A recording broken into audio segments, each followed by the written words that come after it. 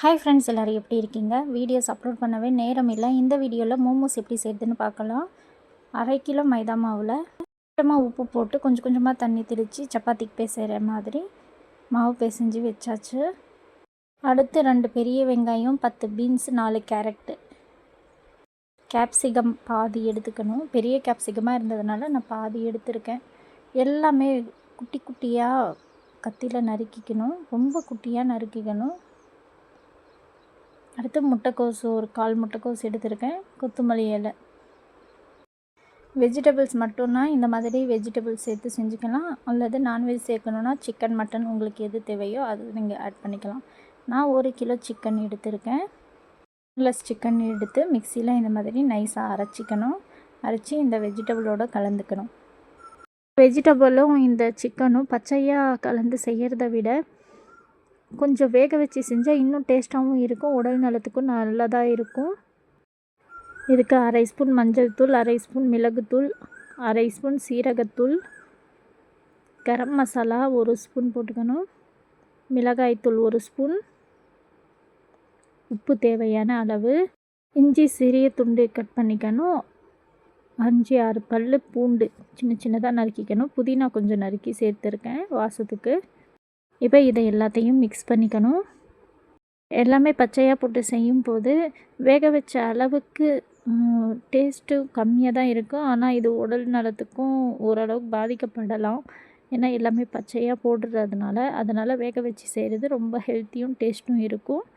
இந்த மோமோஸ்க்கு மேக்ஸிமம் இந்த மாதிரி தான் செய்கிறாங்க. அப்புறம் மாவு நல்லா நைஸாக இந்த மாதிரி பிசைஞ்சு விட்டுட்டு அதுக்கப்புறம் நான் 1/2 கிலோ மாவில் பெரிய 2 உருண்டையாக பண்ணி எடுத்துக்கிட்டேன். இப்போ இதை ரொம்ப பெருசாக திரட்டிக்கணும். திரட்டி ஆனதுக்கப்புறம் ஒரு சின்ன பவுல் வச்சு இதை ஒரு சின்ன சின்ன ரவுண்ட்ஸாக கட் பண்ணிக்கணும். இந்த மாதிரி செய்யும்போது ரொம்ப சீக்கிரமாக வேலை ஆகும். இப்போ இந்த குட்டி ரவுண்ட்ஸ் எல்லாமே எடுத்து தனியாக வச்சுக்கிட்டு ஒவ்வொரு ரவுண்டையும் மறுபடியும் தனித்தனியாக திரட்டணும்.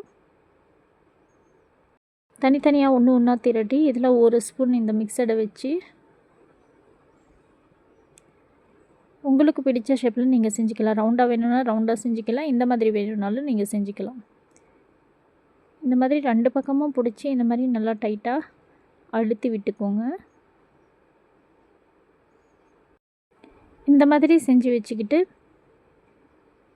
இட்லி பாத்திரத்தில் தண்ணி ஊற்றி வச்சுக்கணும். இப்போ இதுக்கு சட்னிக்கு 6 தக்காளி, 10-15 பல் பூண்டு, மிளகாய் வரமிளகாய் 10 ஆட் பண்ணியிருக்கேன், உப்பு 1/4 ஸ்பூன் ஆட் பண்ணியிருக்கேன், சர்க்கரை 1/2 ஸ்பூன் ஆட் பண்ணியிருக்கேன்.